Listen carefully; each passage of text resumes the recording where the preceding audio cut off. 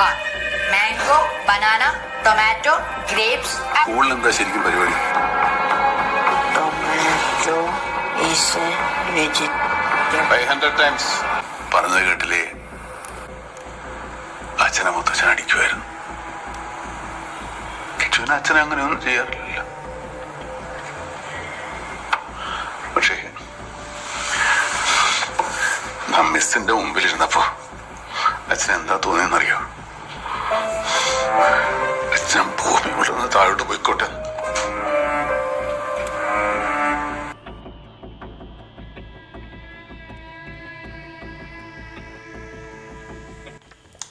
Hi, hello, നമസ്കാരം. പുതിയൊരു video ആയിട്ട് വീണ്ടും വന്നിരിക്കുകയാണ്. അപ്പോൾ കഴിഞ്ഞ വീഡിയോയിൽ ഞാൻ നാർസിസിസ്റ്റിക് വുമൺ അല്ലെങ്കിൽ നാർസിസിസ്റ്റിക് മദർ എന്നുള്ള ഒരു വീഡിയോ ആണ് ചെയ്തത്. അപ്പോൾ ഇന്ന് നാർസിസിസ്റ്റിക് ഫാദറിനെ കുറിച്ചാണ് വീഡിയോ ചെയ്യാൻ പോകുന്നത്. അപ്പോൾ നമ്മുടെ സൊസൈറ്റിയിൽ പൊതുവെ കെയർ ഗീവറായിട്ട് ഒരു കുഞ്ഞ് ജനിക്കുമ്പോൾ ഒരു രണ്ട് പേരൻസിന് ഒരു കുഞ്ഞ് ജനിക്കുന്ന സമയത്ത് മോസ്റ്റ്ലി കെയർ ഗീവറായിട്ട് നിൽക്കുന്നത് അമ്മയാണ്. അപ്പോൾ പാരൻറ്റിൽ ലൈക്ക് അച്ഛൻ എന്ന് പറയുന്ന ഒരാൾ നോർമലി നമ്മൾ വളർന്നു വരുന്ന സാഹചര്യത്തിൽ പാരൻറ്റിൻ്റെ റോൾ എടുക്കാത്ത ഒരാളാണ് അച്ഛൻ എന്ന് പറയുന്നത്. അതിൽ നിന്ന് മാറി നിൽക്കുന്ന, പുറത്ത് പോയി ഒരു ജോലി ചെയ്ത് ശമ്പളം വാങ്ങിച്ചുകൊണ്ട് വന്ന് വീട്ടിലെ കാര്യങ്ങൾ ഭാര്യയെ ശമ്പളം ഏൽപ്പിച്ച് പകുതി ഏൽപ്പിച്ച് ബാക്കി കാര്യങ്ങളൊക്കെ നോക്കി നടത്തുന്ന രീതിയിലായിരുന്നു ഒരു സോഷ്യൽ സെറ്റപ്പ് പൊതുവേ ഉണ്ടായിരുന്നത്. അപ്പം ആ ഒരു രീതിയിൽ ഒരു നാർസിസിസ്റ്റിക് ഫാദർ വന്നു കഴിഞ്ഞാൽ എന്തായിരിക്കും അവിടെ സംഭവിക്കാൻ പോകുന്നത് എന്നുള്ളതാണ് ഇന്നത്തെ വീഡിയോയിൽ ഞാൻ പറയുന്നത്. അപ്പോൾ നമ്മുടെ സൊസൈറ്റിയിൽ പ്രൈമറി കെയർ ഗീവറായിട്ട് മദേഴ്സിനെ അല്ലെങ്കിൽ അമ്മമാരെയാണ് വെച്ചിരിക്കുന്നത്. അല്ലെങ്കിൽ കുട്ടികളുടെ കാര്യം നോക്കാനായിട്ട് അമ്മമാരെ അങ്ങ് കംപ്ലീറ്റ്ലി ഏൽപ്പിച്ചിരിക്കുന്ന ഒരു കാര്യമാണ്. അതായത് പാരൻറ്റിങ് എന്ന് പറയുന്ന കാര്യം കുറേ വർഷം മുമ്പെല്ലാം നമ്മൾ ജനിച്ച് വളർന്ന് വന്നപ്പോൾ കംപ്ലീറ്റ്ലി ഇല്ലായിരുന്നു എന്ന് തന്നെ വേണമെങ്കിൽ പറയാം. കാരണം അച്ഛൻ അതിനകത്ത് ഇൻവോൾവ് അല്ല, അമ്മ മാത്രമാണ് കാര്യങ്ങൾ ചെയ്യുന്നത്. അപ്പോൾ അമ്മയ്ക്ക് ലോഡ് താങ്ങാൻ പറ്റാതെ വരുന്ന സമയത്ത് ഒരുപാടധികം ബുദ്ധിമുട്ടുകൾ നമ്മളും സഹിക്കേണ്ടി വരും.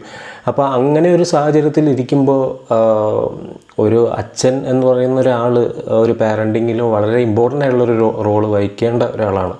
ഒരച്ഛൻ ആ റോള് വഹിച്ചു കഴിഞ്ഞാൽ കുട്ടിക്ക് ഒരുപാടധികം കുട്ടിയുടെ വെൽബീയിങ്ങിൽ മാറ്റങ്ങളുണ്ടാവും. എന്നാൽ ഒരു അച്ഛൻ ഒരു നാർസിസിസ്റ്റായിട്ട് വന്നു കഴിഞ്ഞാൽ, ഒരു നാർസിസിസ്റ്റിക് ആയിട്ടുള്ള അച്ഛനെയാണ് നമുക്ക് കിട്ടുന്നതെങ്കിൽ ഇറ്റ് ഈസ് വെരി ഡെവസ്റ്റേറ്റിംഗ്. നമുക്ക് ആക്ച്വലി നമ്മുടെ ജീവിതം താറുമാറാക്കാൻ കെൽപ്പുള്ള, കംപ്ലീറ്റ്ലി താറുമാറായി പോകുന്ന ഒരു സിനാരിയോ ആണ് അച്ഛൻ ഒരു നാർസിസിസ്റ്റായിട്ട് വരുന്നത്. കുറച്ചധികം ഇൻറ്റൻസിറ്റി അതിന് കൂടുതലാണ്. അതെന്തുകൊണ്ടാണെന്ന് ഞാൻ വിശദമായിട്ട് പറയാം. ഈ നാർസിസിസ്റ്റിക് ഫാദേഴ്സ് നമ്മൾ NPDയെ പറ്റി പറയുമ്പോൾ ഒരു പെർഫെക്റ്റ് എക്സാമ്പിളായിട്ട് പറയാൻ പറ്റുന്നതാണ്. അവർക്ക് ആ ഒരു എല്ലാ കാര്യങ്ങളും അവരിലുണ്ട്.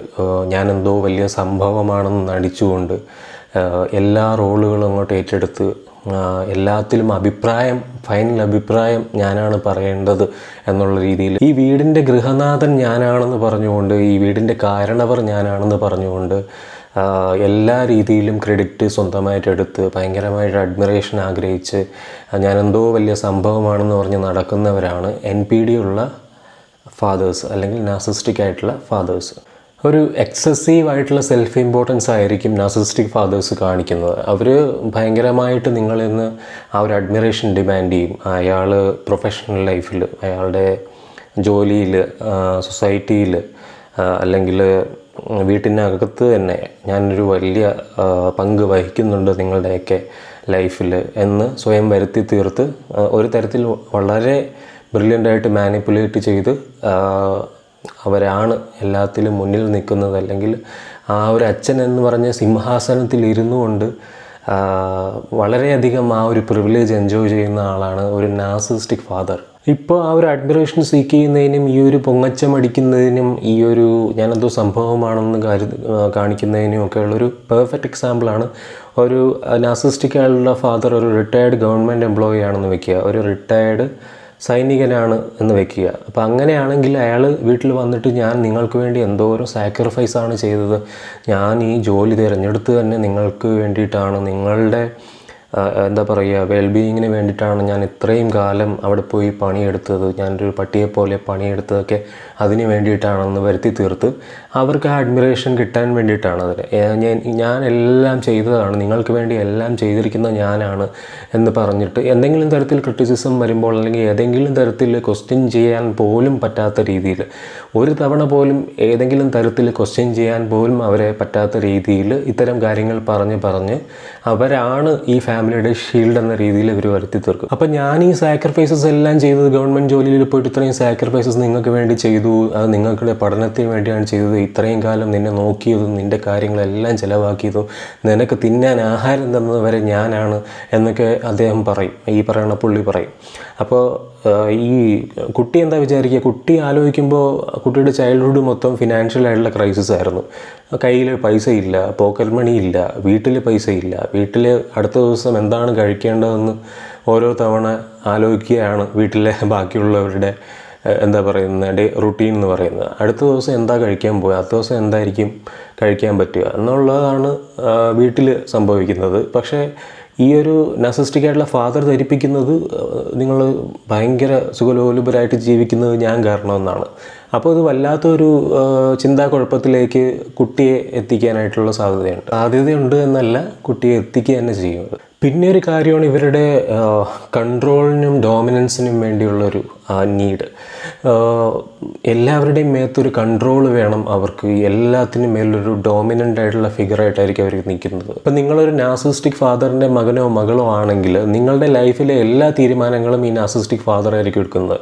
ഈവൻ കുഞ്ഞു ഡിസിഷൻസ് പോലും നിങ്ങൾ ഒരിക്കലും അവരെ ക്വസ്റ്റ്യൻ ചെയ്യരുത്. അങ്ങനെ ക്വസ്റ്റ്യൻ ചെയ്യാതിരിക്കാൻ വേണ്ടിയിട്ടാണ് ഈ ഒബീഡിയൻസ്, നിങ്ങളുടെ ലൈഫിൽ ഈ അടക്കും ചിട്ടയും കൊണ്ടുവരാൻ വേണ്ടിയിട്ടാണ് ഞാനിതെല്ലാം ചെയ്യുന്നതെന്ന് പറഞ്ഞ് നിങ്ങളെ മാനിപ്പുലേറ്റ് ചെയ്യും.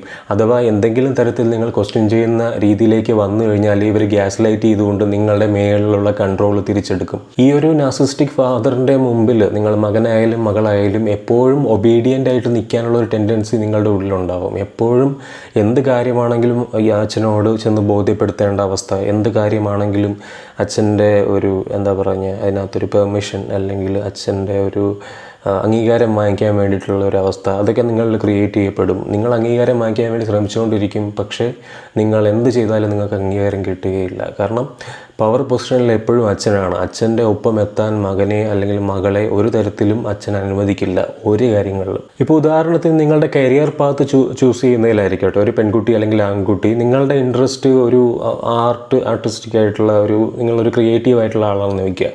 നിങ്ങളെ ഒരു ഡോക്ടർ ആവാൻ വേണ്ടിയിട്ട് അല്ലെങ്കിൽ എഞ്ചിനീയർ ആവാൻ വേണ്ടിയിട്ട് നിങ്ങളുടെ ഫാദർ ഭയങ്കരമായിട്ട് നിർബന്ധിക്കും. ഒരു ഡോക്ടർ ആവാൻ നിർബന്ധിക്കുകയാണെന്ന് വയ്ക്കുക.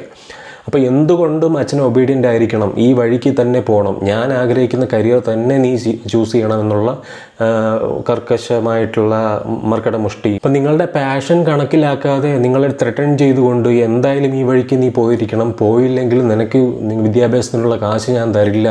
അപ്പോൾ നിങ്ങൾക്ക് ഇയാളെ അനുസരിക്കാതിരിക്കാനും പറ്റില്ല. നിങ്ങൾ അനുസരിച്ചില്ലെങ്കിൽ നിങ്ങളുടെ എഡ്യൂക്കേഷനുള്ള പണം തരില്ല എന്നും നിങ്ങൾക്ക് ഒരു തരത്തിലുള്ള സപ്പോർട്ടും തരില്ല എന്നും ഈ വ്യക്തി അങ്ങ് പറയും. പിന്നെ നിങ്ങൾക്കുള്ള ഫീലിങ്സ്, നിങ്ങളുടെ പേഴ്സണലായിട്ടുള്ള ഫീലിങ്സ് ഒരിക്കലും മനസ്സിലാക്കാനായിട്ട് ഒരു നാർസിസ്റ്റിക് ഫാദറിന് കഴിയില്ല. അല്ലെങ്കിൽ തന്നെ എപ്പോഴും നിങ്ങൾ ആ ഫീലിങ്സിനെ പറ്റി സംസാരിക്കുകയോ അല്ലെങ്കിൽ അതിൻ്റെ ആവശ്യകതയെക്കുറിച്ച് സൂചിപ്പിക്കുകയോ ചെയ്തു കഴിഞ്ഞാൽ എൻ്റെ ഫീലിങ്സാണ് ഏറ്റവും വലുത്, എനിക്ക് വേണ്ട അംഗീകാരമോ എനിക്ക് വേണ്ട ഇതോ ചുറ്റും കിട്ടുന്നില്ല, അപ്പോൾ അതാണ് ഏറ്റവും വലുത് എന്ന രീതിയിൽ ആക്ട് ചെയ്യേ ഈ നാർസിസ്റ്റിക് ഫാദർ ചെയ്യുള്ളൂ. പിന്നെ തരുന്നെങ്കിൽ തന്നെ വളരെ കണ്ടീഷണലായിട്ടുള്ള ലവ് ആയിരിക്കും ഇയാൾ കാണിക്കുന്നത്. അതിനകത്ത് കണ്ടീഷണലായിട്ടുള്ള ലവ് എന്ന് നിങ്ങൾ ധരിപ്പിക്കുകയാണ് ചെയ്യുന്നത്. ഇന്ന കണ്ടീഷൻസ് നിങ്ങൾ ഫോളോ ചെയ്ത് കഴിഞ്ഞാൽ അല്ലെങ്കിൽ ഇന്ന കണ്ടീഷൻസ് പുള്ളി പറയുന്ന പോലെ ചെയ്ത് കഴിഞ്ഞാൽ നിങ്ങളുടെ ഒരു വ്യക്തി എന്ന രീതിയിൽ പുള്ളി അംഗീകരിക്കുകയുള്ളൂ.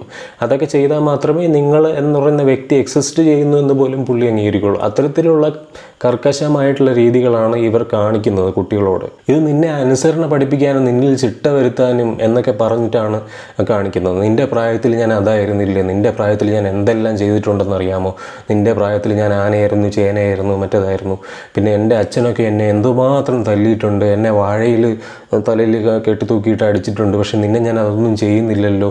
അങ്ങനെയൊക്കെ ഭയങ്കരമായിട്ടുള്ള തള്ളുകളൊക്കെ ഇവരുടെ ഭാഗത്തു നിന്നുണ്ടാവും. ഇവർ അതെപ്പോഴും ഇങ്ങനെ പറഞ്ഞുകൊണ്ടിരിക്കുന്ന ആൾക്കാരാണ്. അപ്പം നമ്മൾ എന്തെങ്കിലും ചെയ്തു കഴിഞ്ഞാൽ, എന്തെങ്കിലും തിരിച്ച് പറഞ്ഞു കഴിഞ്ഞാൽ ഈ ഒരു കാര്യം തന്നെ അവർ തിരിച്ചു പറഞ്ഞുകൊണ്ടിരിക്കും. ഞാനിതിൻ്റെ കൃത്യമായിട്ടുള്ളൊരു എക്സാമ്പിൾ പറയാം. ഇപ്പോൾ നാർസിസിസ്റ്റിക് ഫാദറിൻ്റെ കീഴിൽ ഫങ്ഷൻ ചെയ്യുന്ന ഒരു മകൻ ആണെന്ന് വെക്കുക. അവനൊരു ഹാർട്ട് ബ്രേക്ക് ഉണ്ടായി, അവനൊരു ഭയങ്കരമായിട്ടുള്ള ഹാർട്ട് ബ്രേക്ക് ഉണ്ടായി. ചിലപ്പോൾ പഠിത്തത്തിൻ്റെ കാര്യത്തിലായിരിക്കാം, ജീവിതത്തിലെ മറ്റെന്തെങ്കിലും കാര്യത്തിലായിരിക്കാം. അവൻ വീട്ടിൽ വന്ന് ഇത് അച്ഛനോട് ഷെയർ ചെയ്യാൻ ശ്രമിക്കുമ്പോൾ, അല്ലെങ്കിൽ അവനത് എക്സ്പ്രസ് ചെയ്ത് ഇമോഷണലി അവൻ വൾണറബിളായിട്ട് കരയുമ്പോൾ അച്ഛൻ വന്ന് എന്താണ് പറയുന്നത് വെച്ചാൽ, ബോയ്സ് ഡോണ്ട് ക്രൈ, ആണുങ്ങൾ കരയാറില്ല, തട്ടിലുള്ള ആണുങ്ങൾ കരയാറില്ല, നിനക്ക് അത് ചെയ്ത് കാണിക്കാനുണ്ട്, നിനക്ക് ഇങ്ങനെയുള്ള കാര്യങ്ങൾ ചെയ്യാനുണ്ട്, നിൻ്റെ ജീവിതത്തിൽ ഒരു ലക്ഷ്യബോധം വേണം, നിനക്ക് വാശി വേണം എന്നൊക്കെ പറഞ്ഞ് ഒരിക്കലും നിങ്ങളുടെ ആ ഒരു ഹാർട്ട് ബ്രേക്കിനെ അല്ലെങ്കിൽ നിങ്ങളുടെ ഒരു ഇമോഷൻസിനെ ഒരു വിലയും തരാതെ ഈ കാര്യങ്ങളിലേക്ക് മാനിപ്പുലേറ്റ് ചെയ്ത് കൊണ്ടുവരികയാണ് ഒരു നാർസിസിസ്റ്റിക് ഫാദർ ചെയ്യുക. പിന്നെ അവരുടെ മറ്റൊരു വിചിത്രമായിട്ടുള്ള സ്വഭാവ രീതിയാണ് മക്കളുടെ സക്സസിൻ്റെ ക്രെഡിറ്റ് എടുക്കുക എന്നുള്ളത്. മക്കൾ സക്സസ് ആകുമ്പോൾ ഇവർക്ക് ജലസി ഉണ്ടാവുന്നു, മക്കളോട് അസൂയ തോന്നുക, മക്കൾ എന്തെങ്കിലും അച്ചീവ്മെൻറ്റ് ചെയ്തു കഴിഞ്ഞാൽ ഇതൊക്കെ ഇതൊന്നും ഒരു കാര്യമല്ല എന്നുള്ള രീതിയിൽ പുള്ളിയിരിക്കും. ഇല്ലെങ്കിൽ സൈലൻറ്റ് ട്രീറ്റ്മെൻറ്റ് തരും, ഇങ്ങനെ ഒരു ഇതുമില്ലാതെ എക്സ്പ്രഷനും ഇല്ലാതെ ഇരിക്കും. അപ്പോൾ മക്കൾ എന്തെങ്കിലും അച്ചീവ് ചെയ്ത് കഴിഞ്ഞാൽ ഒരു തരത്തിലും അവർക്ക് ക്രെഡിറ്റ് കൊടുക്കാതെ ആ ക്രെഡിറ്റ് സ്വയം എടുത്ത് ഞാനാണ് ഇവിടെ കൊണ്ട് ആക്കിയത്, അല്ലെങ്കിൽ ഞാനാണ് അവനെ അവിടെ കൊണ്ട് ചേർത്തുകൊണ്ടാണ് അവനിപ്പോൾ ഈ അച്ചീവ്മെൻറ്റ് നേടിയത്, അല്ലെങ്കിൽ ഞാനാണ് ഇതിൻ്റെ പിറകിലുള്ള കാശ് മുടക്കിയത് എന്നൊക്കെ പറഞ്ഞ് ആ ക്രെഡിറ്റ് പുള്ളി അങ്ങ് എടുക്കും. ഇതിൻ്റെ ഒരു എക്സാമ്പിൾ എന്ന് പറഞ്ഞു കഴിഞ്ഞാൽ ഒരു പെൺകുട്ടിയാണ് ഒരു നാർസിസിസ്റ്റിക് ഫാദറിൻ്റെ കീഴിൽ ഫങ്ഷൻ ചെയ്യുകയാണെങ്കിൽ ഇത് വളരെ പെയിൻഫുൾ ആയിട്ടുള്ള ഒരു എക്സാമ്പിളാണ് ഞാൻ പറയുന്നത്. കാരണം അവരൊരു പ്രഷ്യസ് ആയിട്ടുള്ളൊരു കമ്പനിയിൽ ഒരു ജോബ് ലാൻഡ് ചെയ്തെന്ന് വെച്ചോ, ഇത് അച്ഛനോട് വന്ന് പറയുകയാണ്. അപ്പോൾ അച്ഛനോട് പറയുമ്പോൾ അച്ഛൻ എന്താണ് ചെയ്യുന്നതെന്ന് വെച്ച് കഴിഞ്ഞാൽ, ഇത് ആ കമ്പനി അത്ര നല്ല കമ്പനിയൊന്നുമല്ല, അത് വളരെ മോശമാണ്, അതൊക്കെ ഭയങ്കര സിറ്റിയിലുള്ളതാണ്, അത് ഭയങ്കര പ്രോബ്ലമാണ്, അവിടെയൊക്കെ നീ മാറിപ്പോയി ഇങ്ങനെയുള്ള ജോലിയൊക്കെ ചെയ്തു കഴിഞ്ഞാൽ ഭയങ്കര പ്രശ്നമാണ്, അതുകൊണ്ട് നീ ആ ജോലി അങ്ങ് വിട്ട് കളയണം എന്നൊക്കെ പറഞ്ഞിട്ട് അവരെ ഈ ജോലിയിൽ നിന്നും വിടാൻ വേണ്ടിയിട്ട് പ്രോത്സാഹിപ്പിക്കും, അല്ലെങ്കിൽ വിടാൻ വേണ്ടിയിട്ട് നിർബന്ധിക്കും. നീ ആ കമ്പനിയുടെ ഓഫറും കളഞ്ഞേരെ, അതിലൊന്നും പോകണ്ട, അത് കമ്പനി അത്ര ഞാൻ അന്വേഷിച്ചിരുന്ന കമ്പനിയെ പറ്റി അതൊന്നും അത്ര നല്ല കമ്പനിയല്ല, ആ കമ്പനിയുടെ ഒരുപാട് പേര് അതിനെപ്പറ്റി കുറ്റം പറയുന്നുണ്ട്, പിന്നെ മറ്റേ വേറെ ആരെങ്കിലും വെച്ച് കമ്പയർ ചെയ്യുന്നു, മറ്റേ ആ മോളോ അല്ലെങ്കിൽ മറ്റേ അവിടുത്തെ പെണ്ണ് പോകുന്ന കണ്ടില്ലേ, അതിന് ഇത്ര രൂപയാണ് ശമ്പളം, നിൻ്റെ ഈ ജോലിക്ക് എത്രയാണ് ശമ്പളം, ഇത് വളരെ മോശം കമ്പനിയാണ്, അവൾ വർക്ക് ചെയ്യുന്ന കമ്പനിയാണ് നല്ല കമ്പനി, ഞാൻ അവളോട് ചോദിച്ചിരുന്നു, കാര്യങ്ങളൊക്കെ ചോദിച്ചിരുന്നു, ഭയങ്കര സാലറിയാണ് കിട്ടുന്നത്, നീ അവിടെ കയറാൻ വേണ്ടി നോക്ക്, ഈ ജോലി നീ കയറണ്ട, ഇവിടെ നീ കയറണ്ട എന്ന് പറയും. പിന്നെ ഒരു കാര്യം, ഈ golden child scape got scenario ആണ്. ഈ ഗോൾഡൻ ചൈൽഡ് സ്കേപ്പ് ഗോട്ട് സിനേറിയോയിൽ ഒരു നാർസിസിസ്റ്റിക് ഫാദർ എങ്ങനെയാണ് ആക്ട് ചെയ്യുന്നതെന്ന് വെച്ച് കഴിഞ്ഞാൽ, ഇയാൾ ഈ ഡോമിനൻ്റ് പൊസിഷനിൽ ഇരിക്കുകയാണല്ലോ, അപ്പം ഈ ഒരു ഗോൾഡൻ ചൈൽഡ് ഇയാൾ പറയുന്നതെല്ലാം അനുസരിച്ച് ഒബീഡിയൻ്റ് ആയിട്ട് ഇയാളുടെ രീതിയിൽ പോകുന്നതായിരിക്കും. ഈ സ്കേപ്പ് ഗോട്ട് എന്ന് പറയുന്ന ഇയാളിനെ ക്വസ്റ്റ്യൻ ചെയ്യുന്ന, ഇയാൾ പറയുന്ന അനുസരിക്കാതിരിക്കുന്ന കുട്ടിയെ ഇയാൾ സ്കേപ്പ് ഗോട്ട് എന്ന രീതിയിൽ ട്രീറ്റ് ചെയ്യും. അതായത് എല്ലാ രീതിയിലും അവൻ്റെ കോൺഫിഡൻസ് മൊത്തം നശിപ്പിച്ച് അവനെ ഒരു തരത്തിലും കംപ്ലീറ്റ്ലി ഇഗ്നോർ ചെയ്ത് സൈലൻറ്റ് ട്രീറ്റ്മെൻറ്റ് കൊടുത്ത് അവൻ്റെ ഫീലിങ്സിന് ഒരു വിലയും തരാതെ അവനെ എപ്പോഴും ക്രിട്ടിസൈസ് ചെയ്തുകൊണ്ട് ഇരിക്കുക, അവനെ പണിഷ് ചെയ്യുക. അപ്പം അങ്ങനെയുള്ള രീതികളെല്ലാം ഈ ഒരു സ്കേപ്പ് ഗോട്ടിനെ അനുഭവിക്കേണ്ടി വരും. എന്നാൽ ഗോൾഡൻ ചൈൽഡ് നേരെ മറിച്ച് എല്ലാ രീതിയിലുള്ള ആനുകൂല്യങ്ങളും ഇയാൾ കൊടുത്തുകൊണ്ടിരിക്കും. അതായത് ഇയാളെ പൂർണ്ണമായിട്ടും അനുസരിച്ച് പോകുന്ന ചൈൽഡാണല്ലോ, അപ്പോൾ അതുകൊണ്ട് എല്ലാ രീതിയിലുള്ള ആനുകൂല്യങ്ങളും ഗോൾഡൻ ചൈൽഡിന് കിട്ടും, മറ്റേ ചൈൽഡ് വിക്ടിം ആവുകയാണ് ചെയ്യുന്നത് കംപ്ലീറ്റ്. പിന്നെ ഇതിനകത്ത് എലിഫൻ്റ് ഇൻ ദ റൂം എന്ന് പറയുന്ന ഒരു കാര്യത്തെ പറ്റി പറയാതിരിക്കാൻ വയ്യ, അത് പാട്രിയാർക്കിയാണ്. പാട്രിയാർക്കി എന്ന് പറയുന്ന കാര്യം നാർസിസിസ്റ്റിക് ഫാദേഴ്സിന് കൊട പിടിക്കുന്ന ഒരു കാര്യമാണ്. അതായത് ഒരു പാട്രിയാർക്കൽ ഫാമിലിയിൽ ഏറ്റവും പ്രിവിലേജ് പൊസിഷനിൽ ഇരിക്കുന്ന ഒരാണാണല്ലോ, അപ്പോൾ അവിടെ ഇരുന്നു കൊണ്ട് അയാൾ ആ സിംഹാസനത്തിൽ എന്ന് പറയുന്ന സിംഹാസനത്തിൽ ഇരുന്നു കൊണ്ട് ശരിക്കും ആ ആണ് എന്ന് പറയുന്ന കാര്യത്തിനെ ഒരു ആൺകുട്ടി അല്ലെങ്കിൽ മസ്കുലിനിറ്റി എന്ന് പറയുന്നതിന് സിംഹാസനമാക്കി മാറ്റുന്ന ആളാണ് ഒരു നാർസിസിസ്റ്റിക് ഫാദർ. നാർസിസിസ്റ്റിക് ഫാദറിന് ഈ ഒരു പ്രിവിലേജും ആ ഒരു പവറും പൂർണ്ണമായിട്ട് അയാൾ ദുരുപയോഗം ചെയ്യും. ഇപ്പോൾ നാർസിസിസ്റ്റിക് മദേഴ്സിൻ്റെ കാര്യം പറയുകയാണെങ്കിൽ, ഞാൻ പറഞ്ഞില്ലേ, അവർ ഈ ഒരു പാട്രിയാർക്കൽ സെറ്റപ്പിൽ രണ്ടാം കിട പൗരന്മാരായിട്ട് വരുന്ന ഈ കെയർ ഗീവേഴ്സായിട്ട് അടുക്കളയിൽ കിടക്കുന്നതുകൊണ്ട് അവർ ആ ഒരു പെയിൻ ഇൻറ്റേർണലൈസ് ചെയ്യും. ആ ഒരു പെയിൻ ഇൻറ്റേർണലൈസ് ചെയ്തിട്ടാണ് അവർ കുറച്ചുകൂടെ വിഷ്യസ് ആവുന്നത്.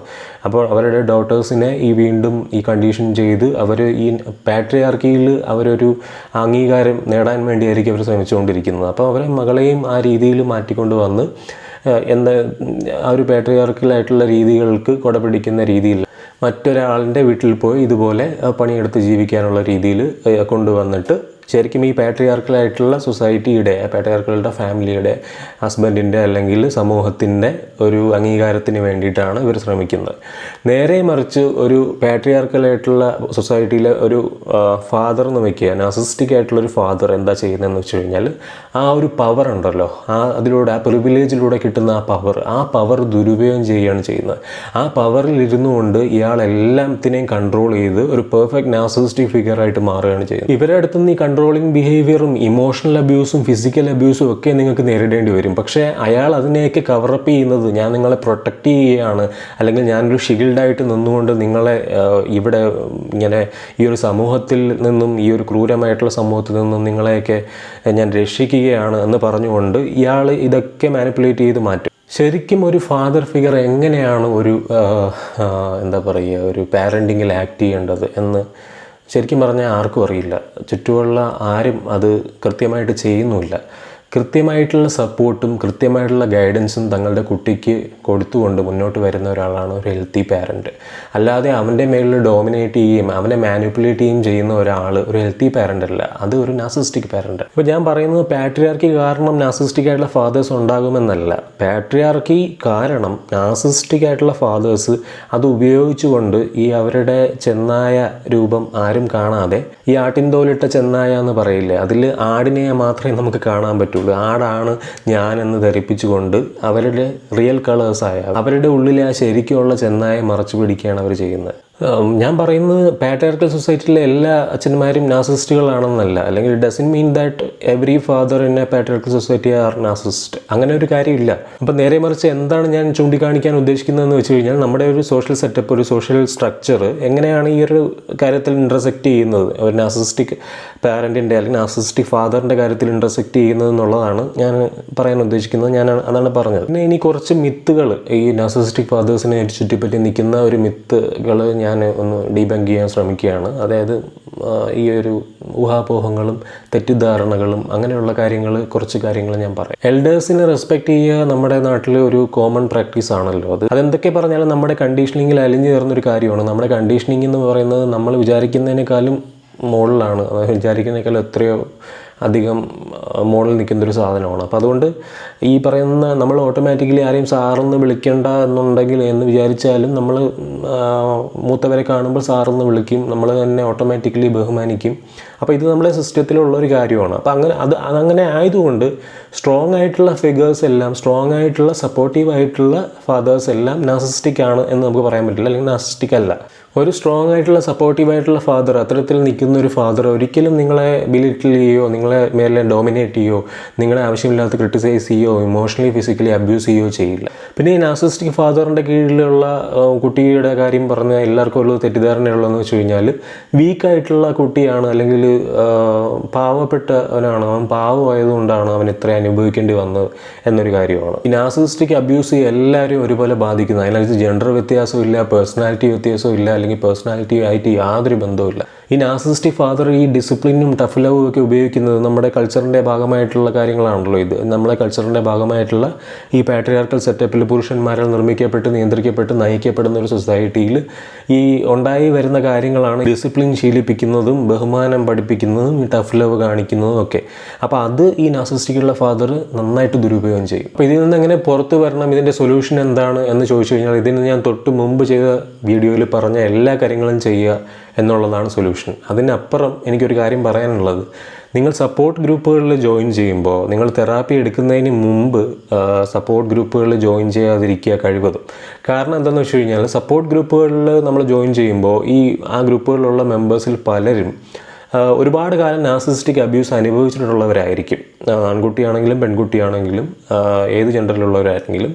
അപ്പോൾ ഈ ഒരുപാട് കാലത്തെ നാർസിസിസ്റ്റിക് അബ്യൂസ് അവരിൽ നാർസിസിസ്റ്റിക് ആയിട്ടുള്ള ടെൻഡൻസീസ് അല്ലെങ്കിൽ പാറ്റേൺസ് കാണിക്കാനുള്ള സാധ്യത ഉണ്ട്. അതിന് കാരണമെന്ന് പറയുന്നത് ഈ ഒരു ഡിഫെൻസീവ് മെക്കാനിസമായിട്ട്, എൻ്റെ ഒരു പേഴ്സണൽ ഒപ്പീനിയനാണ്, ഡിഫെൻസീവ് മെക്കാനിസമായിട്ട് അവരിൽ രൂപപ്പെട്ട് വരുന്ന കാര്യങ്ങളാണ്, ഒരു സ്വഭാവവിശേഷങ്ങളാണ്. അതിനകത്ത് ഇപ്പോൾ ബോർഡർ ലൈൻ പേഴ്സണാലിറ്റി ഉള്ളവരുണ്ടായിരിക്കാം, പിന്നെ ജനറ്റിക്കലായിട്ടുള്ള റീസൺസ് റീസൺസ് ഉണ്ടായിരിക്കാം. ഞാൻ കണ്ട കാര്യങ്ങളിൽ നിന്നും എനിക്ക് എക്സ്പീരിയൻസ് ചെയ്ത കാര്യങ്ങളിൽ നിന്നും എന്നോട് എൻ്റെ ഫ്രണ്ട്സ് പറഞ്ഞ ഒരു കാര്യത്തിലൊന്നാണ് ഞാനൊരു കാര്യം പറയുന്നത്. പുള്ളി ഈ ഒരു സപ്പോർട്ട് ഗ്രൂപ്പിൽ പോയപ്പോൾ ഇങ്ങനെ ഒരു അനുഭവം ഉണ്ടായെന്ന് പറഞ്ഞു. അപ്പം ഞാൻ സജസ്റ്റ് ചെയ്യുന്നത് സപ്പോർട്ട് ഗ്രൂപ്പിൽ പോകുന്നതിന് മുമ്പ്, ജോയിൻ ചെയ്യുന്നതിന് മുമ്പ് ഒരു തെറാപ്പിസ്റ്റിനെ കണ്ട് ആ തെറാപ്പിസ്റ്റിൻ്റെ ഒരു പ്രൊഫഷണൽ ആയിട്ടുള്ള തെറാപ്പിസ്റ്റ്, ക്വാളിഫൈഡ് ആയിട്ടുള്ള തെറാപ്പിസ്റ്റിൻ്റെ നിർദ്ദേശം അനുസരിച്ച് നിങ്ങളൊരു സപ്പോർട്ട് ഗ്രൂപ്പിൽ ജോയിൻ ചെയ്യുക എന്നുള്ളതാണ്. നമ്മുടെ ശരിക്കും ഒരു തെറാപ്പിസ്റ്റ് നിങ്ങൾക്ക് സപ്പോർട്ട് ഗ്രൂപ്പ്സിൻ്റെ ലിങ്കുകളും കാര്യങ്ങളൊക്കെ തരും. പക്ഷേ അതിന് മുമ്പ് നിങ്ങളൊന്ന് പ്രിപ്പയർഡ് ആയിരിക്കണം. നിങ്ങളെ ഒന്ന് ആ രീതിയിൽ പ്രിപ്പയർ ആക്കി കൊണ്ടുവന്ന് നിങ്ങളുടെ ബിഹേവിയറിൽ ആ രീതിയിലുള്ള ഒരു മെച്ചപ്പെടുത്തലുകൾ അവർ ചെയ്തതിന് ശേഷം മാത്രമായിരിക്കും നിങ്ങൾക്ക് സപ്പോർട്ട് ഗ്രൂപ്പുകൾ ഷെയർ ചെയ്യുന്നത്. ഒബ്വിയസ്ലി ഇതൊക്കെ നിങ്ങൾക്ക് കിട്ടും, പക്ഷേ ആദ്യം തെറാപ്പിയിൽ കമ്മിറ്റഡ് ആവണം നിങ്ങൾ. പിന്നെ ഞാൻ കുറേ കാര്യങ്ങൾ സൊല്യൂഷനായിട്ട് കഴിഞ്ഞ വീഡിയോയിൽ പറഞ്ഞല്ലോ, അതെല്ലാം ഫോളോ ചെയ്താൽ മതിയായിരിക്കും. അത് ഓരോ കാര്യങ്ങളായിട്ട് ഫോളോ ചെയ്യുക, അതിൽ നിന്നും നിങ്ങൾ ഹീലായി വരിക. അപ്പം ഇത്രയും പറഞ്ഞുകൊണ്ട് ഈ വീഡിയോ ഞാൻ നിർത്തുകയാണ്. നമുക്ക് അടുത്ത വീഡിയോ ADHD കുറിച്ചുള്ള വീഡിയോ ആണ്. ഇതുപോലെ ADHD കുറിച്ച് ഒരുപാട് തെറ്റിദ്ധാരണകളുണ്ട്, അത് മാറ്റണം. ADHD, ന്യൂറോ ഡൈവേർജൻസ്, ഓട്ടിസം, ഇങ്ങനെയുള്ള കുറച്ച് കാര്യങ്ങളെക്കുറിച്ചുള്ള വീഡിയോയാണ് ഇനി വരാൻ പോകുന്നത്. അപ്പം വരാൻ പോകുന്ന വീഡിയോകളെല്ലാം നിങ്ങൾ കാണുമെന്ന് പ്രതീക്ഷിക്കുന്നു. ഇതിന് മുമ്പുള്ള ഈ നർസിസിസ്റ്റിക് മദറിൻ്റെ വീഡിയോയും അതിന് തൊട്ട് മുമ്പുള്ള കുറച്ച് വീഡിയോസും എല്ലാം ഇത്തരം കാര്യങ്ങളെക്കുറിച്ചാണ് ഞാൻ ചെയ്തുകൊണ്ടിരിക്കുന്നത്. ഈ പറയുന്ന മെൻ്റൽ ഹെൽത്ത് റിലേറ്റഡ് ആയിട്ടുള്ള മെൻ്റൽ ഹെൽത്ത് ഡിസോർഡേഴ്സിനെ കുറിച്ചും ഇഷ്യൂസിനെ കുറിച്ചാണ് പറഞ്ഞുകൊണ്ടിരിക്കുന്നത്. അപ്പോൾ ആ വീഡിയോസ് എല്ലാം നിങ്ങൾ കാണുക. കാണാത്തവരുണ്ടെങ്കിലുള്ള കാര്യമാണ് പറയുന്നത്. എന്നിട്ട് ഈ വീഡിയോയുടെ ഇനി നിങ്ങളുടെ എക്സ്പീരിയൻസുകൾ, നിങ്ങൾക്ക് പറയേണ്ട കാര്യങ്ങൾ, ഷെയർ ചെയ്യേണ്ട കാര്യങ്ങൾ, അറിയേണ്ട കാര്യങ്ങൾ എല്ലാം ഈ വീഡിയോയുടെ താഴെ കമൻറ്റ് സെക്ഷനിൽ അറിയിക്കുക. ഇത്രയും പറഞ്ഞുകൊണ്ട് ഞാനൊന്ന് വീഡിയോ അവസാനിപ്പിക്കുകയാണ്. നമുക്ക് അടുത്ത വീഡിയോ ആയിട്ട് ഏതാനും ദിവസങ്ങൾക്കകം വീണ്ടും കാണാം. അതുവരെ എല്ലാവർക്കും ബൈ.